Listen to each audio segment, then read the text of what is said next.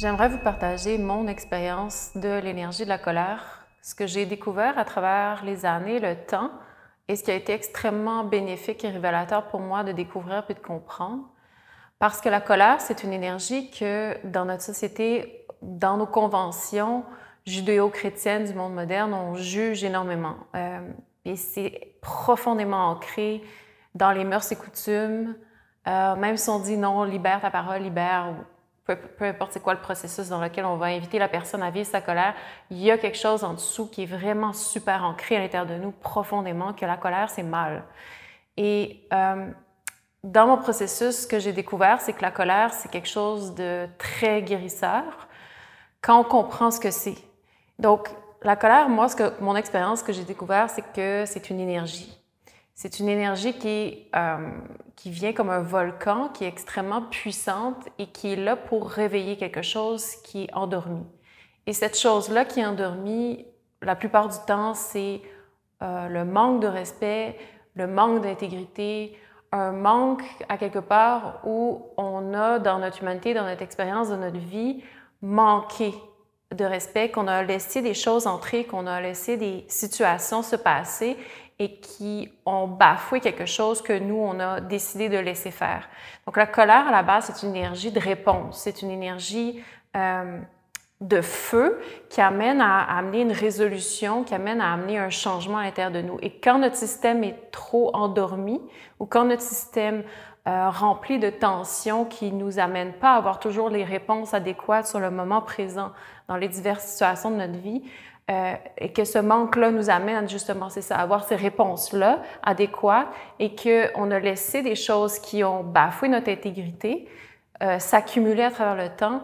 Il y a un moment donné où il y a des situations qui viennent réveiller quelque chose dans notre système et qui réveillent une colère. Et cette colère-là, bien souvent, elle n'est pas rationnelle. C'est une énergie. Et cette énergie-là, on a du mal à la comprendre, on a du mal à la canaliser surtout, et elle vient surtout aussi beaucoup quand elle se réveille avec beaucoup d'inflammation. Mais à la base, cette énergie-là, elle vient d'un réveil de notre énergie sexuelle qui veut remettre quelque chose en balance, remettre un équilibre à l'intérieur de notre système qui cherche une meilleure évolution, une meilleure bien-être pour nous. Et que sans cette énergie-là de réveil, il y a quelque chose qui ne se passerait pas.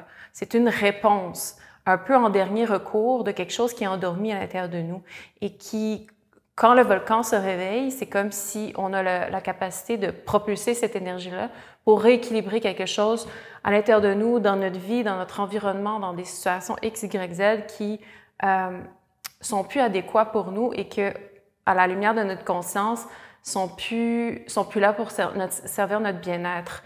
Donc, souvent, ça va être la colère, elle est là pour réveiller quelque chose. Et dans mon expérience, ça a été très intense de laisser la colère circuler à l'intérieur de moi. Ça a été très intense d'apprivoiser cette énergie-là à l'intérieur de moi et de la laisser circuler sans que ça soit complètement un ravage ou que ça sabotage quelque chose au-delà de ce que j'essayais de vraiment juste régler à la base.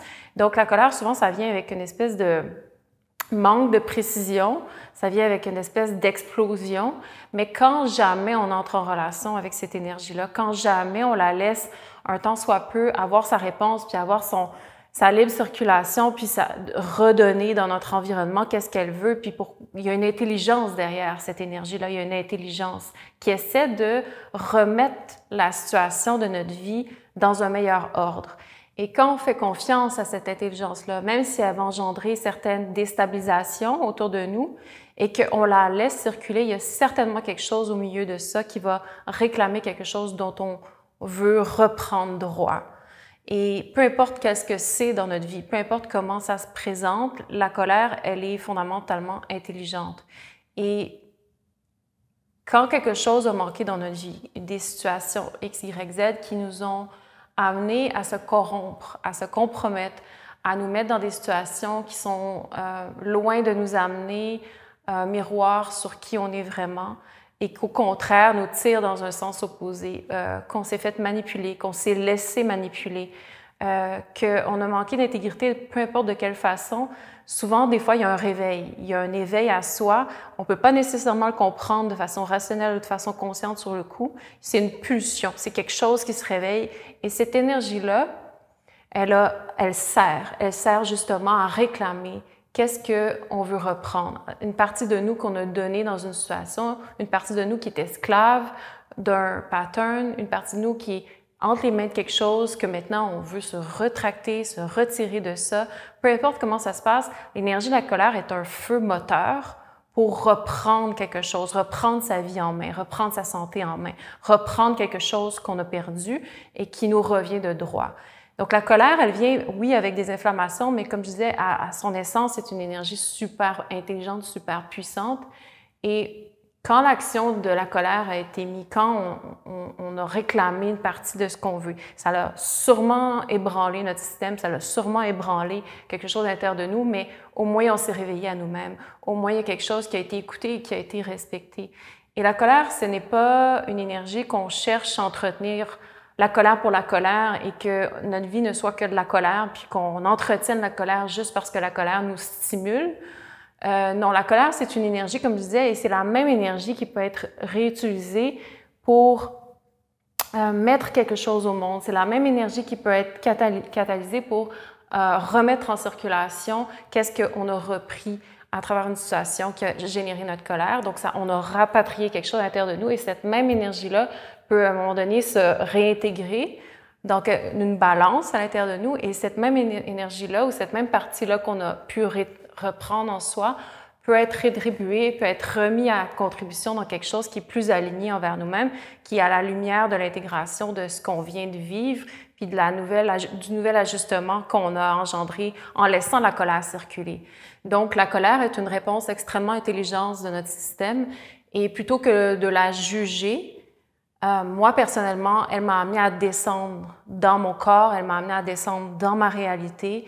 Donc, j'avais une tendance à me projeter beaucoup dans un monde où on veut des relations harmonieuses, on veut un monde qui est très lumineux, on veut un espace où tout est harmonieux et dans des relations qui sont positives. Mais la réalité, c'est que non, il y avait des choses à l'intérieur de moi qui bouillaient. Il y avait une réalité en dessous, quand j'ai descendu dans mon corps, qui était beaucoup plus volcanique.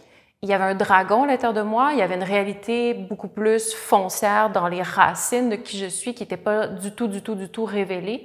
Et quand j'ai appris à descendre à l'intérieur de cette énergie-là et qu'elle est sortie à des moments très opportuns pour des réponses adéquates, pour réclamer des choses, comme je disais tantôt, qui m'appartenaient et que j'ai fait confiance à ça, même si ça a réveillé des choses extrêmement intenses à l'intérieur de moi et que c'était extrêmement déstabilisant de laisser circuler cette énergie-là.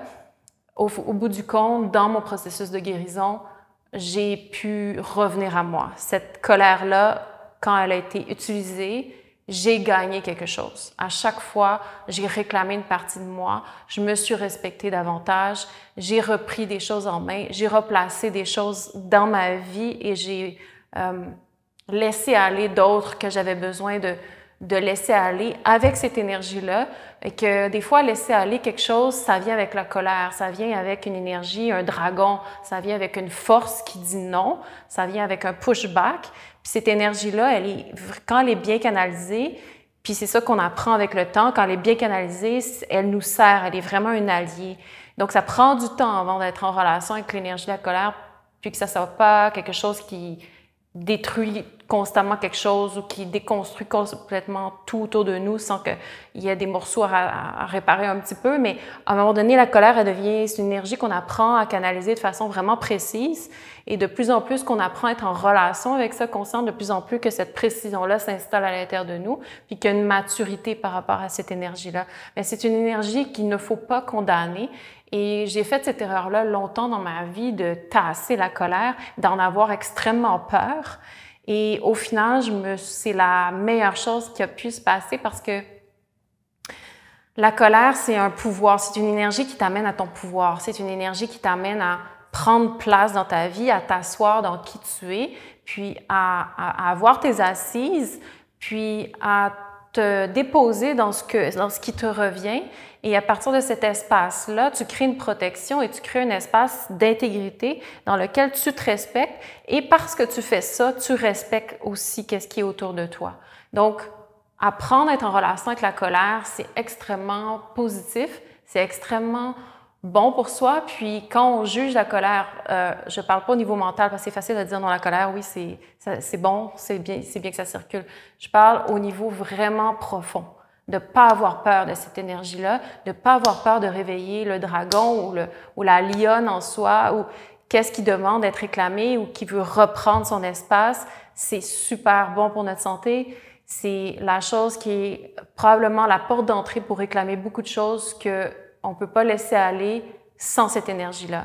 Alors, certaines choses peuvent se laisser aller dans un espace de simple conscience, de simple relaxation, de simple prise de conscience, d'intégration de la réalité en étant simplement présent. Et le data vient, puis des fois, il y a un laisser-aller qui se passe aussi simplement qu'en étant présent. Mais des fois, ça demande une énergie de fond, foncière, dans notre utérus, dans notre bassin, qui se réveille puis qui réclame quelque chose. Et si ça doit passer de cette façon-là, il faut respecter l'intelligence de notre corps et écouter cette énergie-là qui a son travail et son intelligence.